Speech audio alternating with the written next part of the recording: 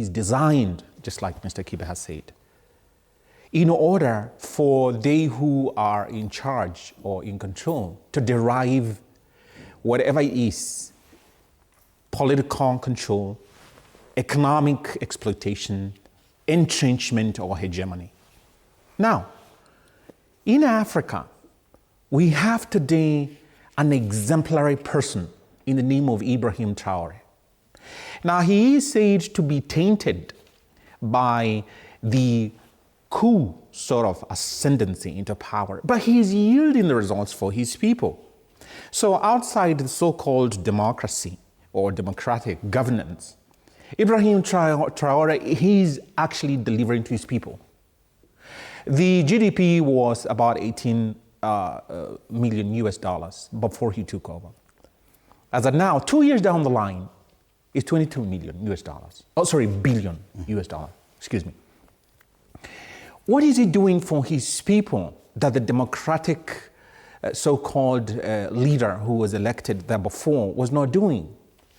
Traoré has been able to entrench, defend, and protect patriotism.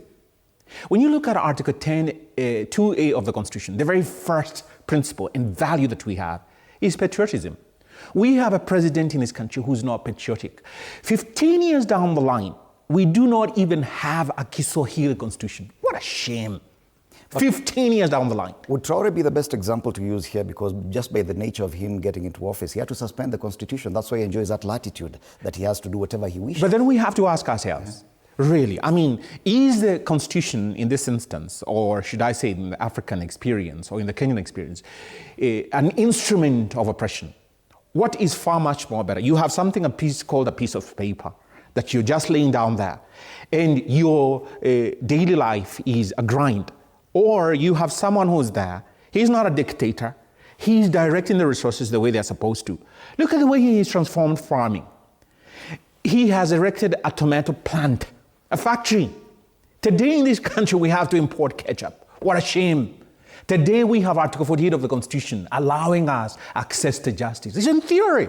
When you tell a woman out there in the village that they have to access online judicial services through an Android phone, which they do not have, and even if they do have an Android phone, it is still dependent on an external force, an external entity called a service provider, Safaricom, Airtel, Telcom, whatever it is.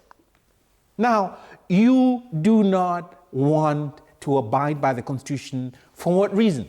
You have courthouses that are not open. They are available. They are being actually funded by the taxpayer. 15 years down the line, have we regressed or progressed? What am I saying? Using that example of Ibrahim Traoré, His Excellency, the President for Burkina Faso, you have to ask yourself, what is it in the Constitution in terms of the presidency in this country that Ibrahim Traoré is doing different than the president is doing here? So is the Constitution serving us as a people? You find killings, which my learned friend is talking about, Mr. Kibe. Would we have imagined 15 years after the promulgation of the Constitution that we'll be having these sort of killings going on? And you ask a question, so where is the failure? Why is someone blinking at it? Partially, I blame this cronyism, which my learned friend is talking about. The occupant of the office of the DPP must have a passion for the Constitution, and they sought to defend the Constitution. Are they defending the Constitution? I give it to the judges. Many of them who are working under extremely difficult conditions, I really respect them highly, but they are under a leadership of the Chief Justice. What can they do?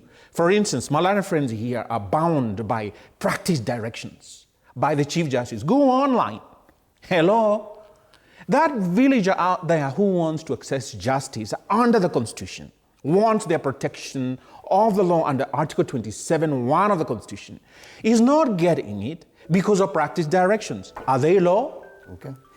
So I'm saying the institutional lead or the leader owes all of us to uphold the Constitution, which they are not.